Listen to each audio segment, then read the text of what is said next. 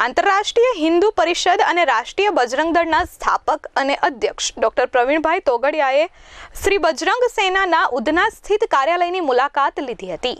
આંતરરાષ્ટ્રીય હિન્દુ પરિષદ અને રાષ્ટ્રીય બજરંગ દળના સ્થાપક અને અધ્યક્ષ ડોક્ટર પ્રવીણ તોગડિયાએ આજરોજ શ્રી બજરંગ સેનાના ઉધના સ્થિત કાર્યાલયની મુલાકાત લીધી હતી, જ્યાં રાષ્ટ્રીય બજરંગ સેનાના રાષ્ટ્રીય અધ્યક્ષ હિતેશ વિશ્વકર્માએ ડોક્ટર પ્રવીણ તોગડિયાને ગદા ભેટ આપી તેમનું સ્વાગત અને સન્માન કર્યું હતું। શ્રી હિતેશ વિશ્વકર્મા ડોક્ટર પ્રવીણ તોગડિયાને પોતાના પ્રેરણા સ્ત્રોત માને છે, ત્યારે આ અંગે ડોક્ટર પ્રવીણ તોગડિયાએ જણાવ્યું હતું કે આગામી સમયમાં પ્રયાગરાજમાં મહાકુંભ મેળો થવા જઈ રહ્યો છે, ત્યારે ડોક્ટર પ્રવીણભાઈ તોગડિયા અને તેમના સંગઠન દ્વારા આમાં કરોડો ભક્તો માટે અલગ અલગ સેવા કાર્યો થવાના છે। આ અનુસંધાને લોકોને જાગૃત કરવા અને આ સેવા કાર્યમાં ઈચ્છિત લોકોના સહયોગ સ્વીકાર કરવા પ્રવીણભાઈ તોગડિયા દ્વારા પ્રવાસ કરી શુભેચ્છા બેઠકો યોજાઈ રહી છે, જે અનુસંધાને તેમને જણાવ્યું હતું કે મહાકુંભમાં 1 કરોડ લોકોને ભોજન સહિત 6 કરોડ લોકો માટે વિવિધ વ્યવસ્થા આંતરરાષ્ટ્રીય હિન્દુ પરિષદ અને રાષ્ટ્રીય બજરંગ દળ દ્વારા કરાઈ છે।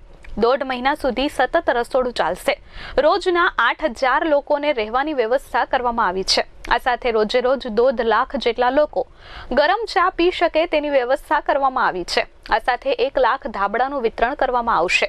100 જગ્યાએ લોકોને પીવા માટે ગરમ પાણી મળી રહેશે। આ સાથે 500 જેટલા ચાર્જિંગ પોઈન્ટ ઊભા કરવામાં આવશે, જેથી મહાકુંભમાં આવતા લોકોને કોઈ અગવડતા ના પડે।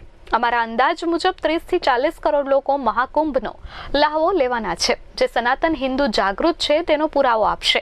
આ મહાકુંભને લઈ સરકાર દ્વારા પણ વિશેષ વ્યવસ્થાઓ કરવામાં આવી છે।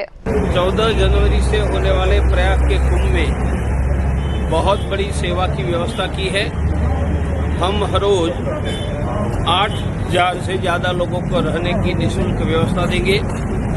15 जगह पर 1.5 महीना भंडारा चलाकर 1.5 करोड़ लोगों को खिलाएंगे और 1 लाख कंबल की कंबल बैंक बनाकर 40 लाख लोगों को ठंड में बचने के लिए कंबल देंगे। तो कुंभ में आओ और अंतर्राष्ट्रीय हिंदू परिषद की सेवा का लाभ लो। सर, 2 दिन में आप सूरत में हो, कितने लोगों को मिले हो, कितने लोगों को इनविटेशन दिया है? हम लोगों को मिलते हैं। कुंभ में इनविटेशन का है, बिना इनविटेशन ही हिंदू आता रहा है। जी सर, आगे किस तरह का कार्यक्रम होगा? अब तो हिंदू ही आगे। ब्यूरो रिपोर्ट S24 न्यूज़ सूरत।